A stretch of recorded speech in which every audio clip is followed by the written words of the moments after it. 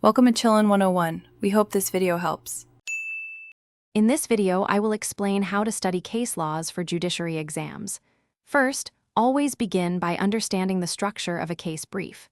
This foundational step helps you identify the essential components of any legal case. Next, focus on extracting the core facts and the specific legal questions the court addresses. Pay close attention to the court's reasoning and the legal principles it applies.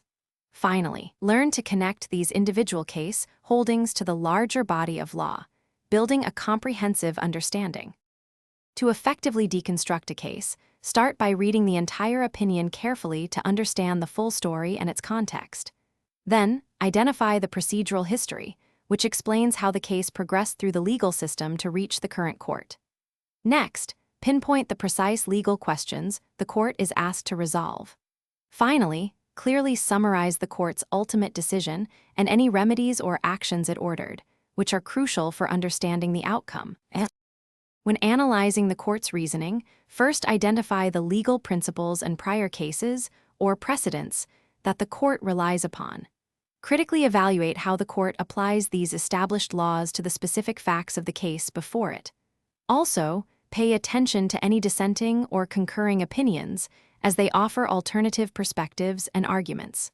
Finally, consider the broader implications of the court's decision and its potential influence on future legal interpretations and cases. To synthesize and apply your knowledge, create outlines or mind maps that connect related case laws, helping you see the bigger picture. Actively practice applying the holdings of these cases to various hypothetical scenarios, which is excellent preparation for exams. Regular review is essential to reinforce your understanding and improve recall of key details.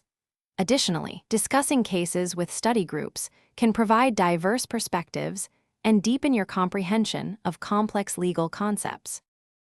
Thanks for watching. Consider subscribing if we helped you.